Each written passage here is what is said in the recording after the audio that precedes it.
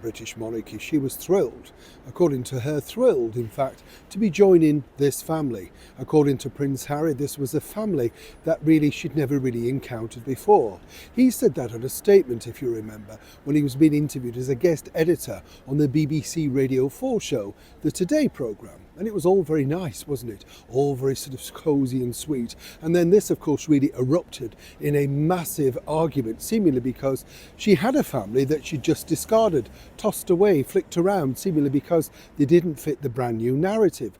But this really wasn't a problem for the very much in love Duke of Sussex, soon to be, of course, Prince Harry. He seemingly totally believed the story that she told him. And this is the problem with Meghan time and time and time again. She obviously has a narrative that fits a certain group of people. Once that group of people decide that, well, you know, perhaps this isn't exactly 100% the story, then they have to go. They really do have to be removed. And this really, I think, is what Prince Harry's now finding out. As I've said to you before here, really, on the show, chums, I find it baffling that he's never bothered to seek out her father individually, whether he wants to believe Thomas Markle's version of events or not. Just the fact that you'd want to know a little bit more about your wife's background. Why would you totally believe just one version of events? And Doria Raglan, the mother, of course, allegedly not around all the time. So there must be gaps that you're curious about. And this is really what's happened to Harry and Meghan and their story. As it now crumbles apart, some people suggest, of course, this is at the adverse effect of the constant media bashing. Other people might say unearthing the truths. As we saw, you know, the fake wedding that Harry was, well, quite happy to go along with, even though he would have known it wasn't a true wedding.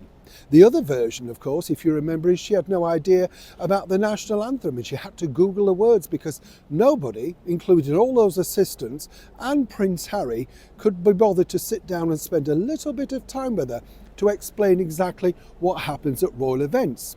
This was a totally different story, of course, when she sat down with the BBC's Michelle Hussein. She said she couldn't wait to hit the ground running. She totally adored the idea of joining the British monarchy, and the only thing she cared about when meeting her prince was he nice? Now you'll notice at that point he never questioned anything. You know, their version of events about how they first met has changed time and time and time again, seemingly to fit a narrative of whatever story she's telling at that particular moment. Now here's where it gets even more interesting, you see, because as you understand now, the bigger problem that Harry and Meghan truly have is the 47th President of the United States, Donald J. Trump. And earlier this year, a matter of weeks ago, in fact, he announced to the world that, in fact, well, he had a lot of sympathy with Prince Harry because, according to him, well, she's terrible. And the thing that reverberated around the world and headlines like everybody in Britain is laughing at what Trump said, well, as I said to you before, it might not be the kindest thing, but when you look back exactly as to how disingenuous Meghan Markle has been to the President of the United States, forgetting the politics or not, it doesn't look good. And in this particular episode, I wanted to highlight, having spoken to people that were around Meghan at that point, that it wasn't just trying to turn her husband, Harry, against President Trump, as ever allegedly, but also senior members of the British monarchy, with Meghan's very strong political beliefs.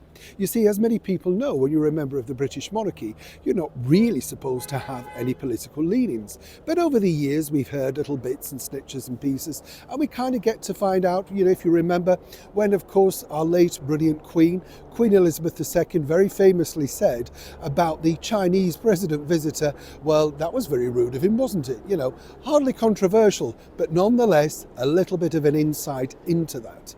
And as you know, Her Majesty the Queen welcomed more prime ministers than any other monarch in her lifetime. So she had a lot of experience in dealing with prime ministers and presidents around the world. You know, people were often curious as to her thoughts about President Kennedy because he was the glamour boy of the early swinging 60s and suddenly the person that everybody wanted to talk about and meet. Of course, he was more impressed meeting Her Majesty the Queen. But fast forward, of course, and Meghan Markle suddenly joins the British monarchy and apparently is willing to forego any political beliefs that she had or indeed was holding, simply because she was marrying a prince, ready to change religion, ready to ditch the life that apparently a successful acting career, things were moving in a totally different direction. Or were they? As ever, let me explain. You see, according to that source, is the very early period when Harry and Meghan were dating and her stint of the soap opera Suits, of which she was appearing in, well, she was very political then. In fact, she went on various chat shows and tried to get her personal point of view across. But even then, she was warned by individuals at the networks and the TV companies, don't get too involved in politics, because even at that point, and this is around the first time of President Trump and, the whole thing of what he was doing, which he would admit himself was a bit of a catastrophe, seemingly because nobody bothered to help them. But you see, Meghan in many respects quite liked the idea and was very admiring of the now First Lady. That's right, Melania Trump. So much so, I've been told that as recently as last year, she cited out Melania for one of those infamous pots of jam as a way of making amends, women together, strong, powerful women who were going to carry the world forward, and they are the ones, the real power, the strength behind their men. You get the picture. Now, again, here's where it gets more interesting. Right back in 2016, when Harry and Meghan first met, he, of course, pointed out, and this is where there's contradictions in terms about exactly the relationship and how that panned out, about exactly how Meghan wouldn't be allowed to have strong political beliefs, but she said no, she totally understood. Now, when she decided to sit down with Vanity Fair, if you remember, and she did that piece, and there were 3 topics that he told her to steer clear from. One of them was, of course, the politics and the politics of life. More importantly, not to discuss their relationship, which, as we know, was blown out of the water because the only reason Vanity Fair and Sam Kashner sat down with Meghan Markle was the fact that she was dating the youngest son of the future King of England. That was it. They were not interested in Meghan Markle and Suits. I mean, she tried everything. Cooking with Matt Lauer on NBC. She'd done everything in her power to try and raise her profile. The infamous Men's Health burger ad, remember that? That's now buried away. Well, she was willing to do anything to get attention. By the time she came over here to Great Britain, she was desperately looking for an English boyfriend. That is exactly what the story goes. And as I told you, at that time, I was at a press junket that Meghan was at, and we were asked if we'd like to interview her. I had no idea truly who she was. But Meghan ploughed away.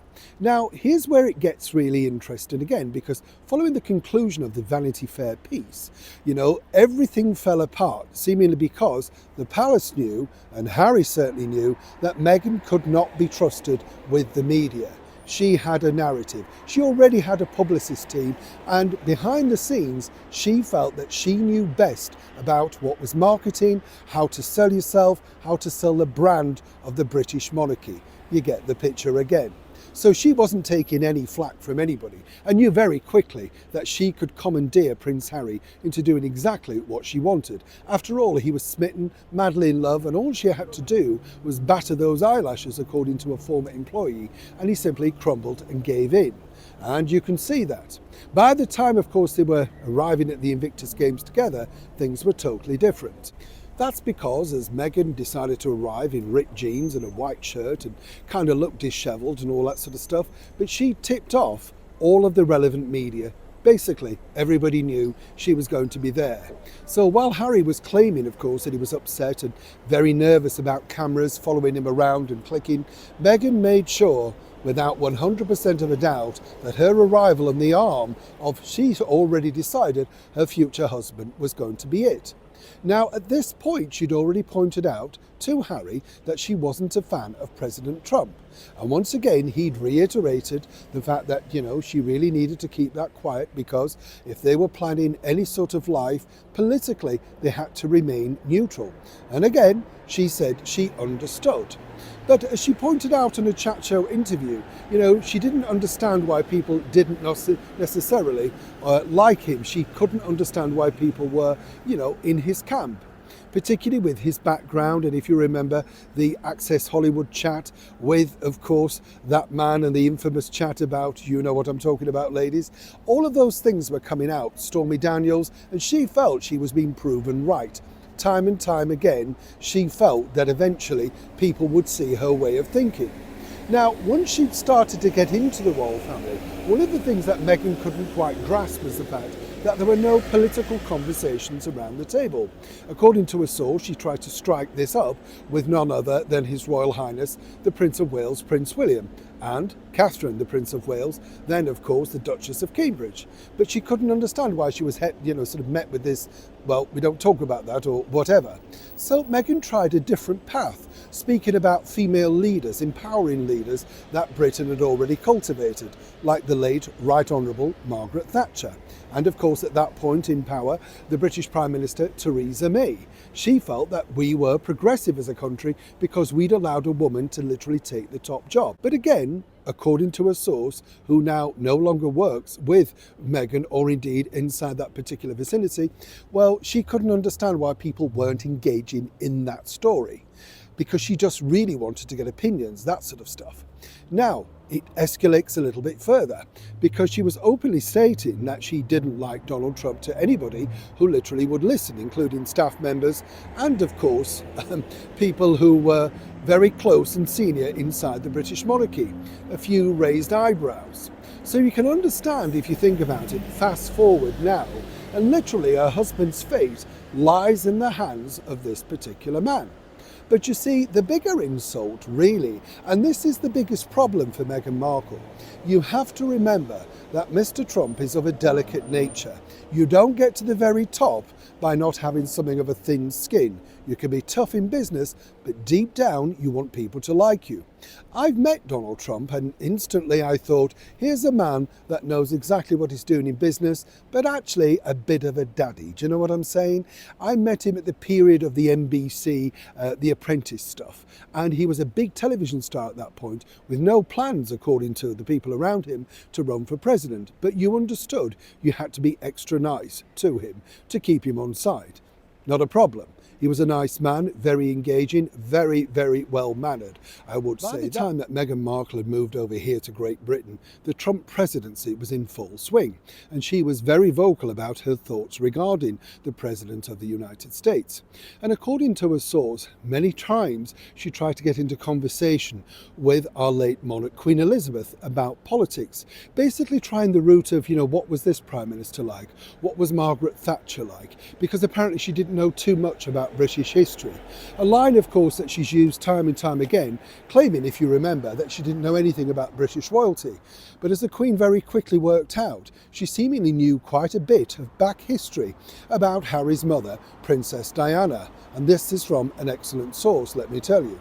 Now, where it gets even more interesting is, while she tried to cultivate friendships very lukewarmly with the likes of Sophie Wessex and Camilla, who she seemingly got on quite well with, if you remember, on that state visit from President Trump when he came over to London the very first time, and there was a terrible sort of, shall we say, I think very, very disingenuous thing that the Mayor of London did, Sadiq Khan, by allowing that awful monstrosity to float into the sky.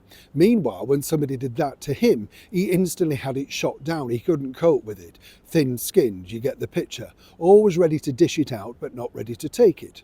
Now again, here's where it gets really interesting, because Meghan at first point blankly refused that she would be attending any formal dinner, any banquet with the President of the United States, even though, according to sources, she was keen to cultivate the friendship with Melania. Seemingly, she likes Melania Trump for some explicable reason. Maybe it's because she's a self-made woman, maybe it's because she's climbed her way to the top, but not only that, Meghan admired her style, studied her makeup meticulously, looked at the jewels that she wore, the clothes that she wore. She was fascinated with that look, according to this former employee, and very much so wanted to know exactly what she was like as a person, because Melania plays it very close to her chest, as one can imagine. But as the sort of event got closer and closer, even at the personal request of none other than Queen Elizabeth, Meghan apparently couldn't rally herself to come along and show support, and this was to welcome the President to England. Now, as we all know, President Trump is an incredible supporter of the British monarchy, and in particular, all things British, and rightly so, given his heritage. But Meghan would not be shifted, and this created a massive argument at Kensington Palace behind the scenes, because Harry felt that she should in fact show willing and attend. But this got even worse because, according to a source, Meghan and Harry had an almighty row because she felt that he should not be attended without her, showing some kind of solidarity. But the Queen had spoken, and Harry was never going to defy Queen Elizabeth at this point. So, rather reluctantly, as you can see, Harry attended that state do at Buckingham Palace, but wasn't really allowed to converse or get into any lengthy conversation with President Trump. He spoke very briefly to Ivanka, and that was kind of it, So, as you can see, she was controlling things from behind the scenes. Now, when he got back, of course, Harry, very famously, was caught, and this came out in the documentary, didn't it, that he felt that actually President Trump should have been given a chance. At least let's give him a chance. So you can see he saw both sides of the coin, particularly as he could, as he felt in the future, be living over in the United States of America. But Meghan wasn't willing to give in on this on any single level.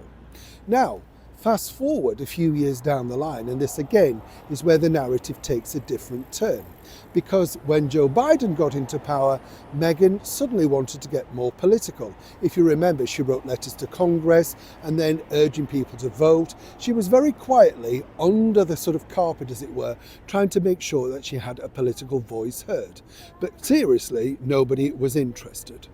Now we're in 2025, and again, this really all hinders on the fact of whether President Trump, of course, would be gracious enough to bypass Prince Harry for whatever is put on those documents.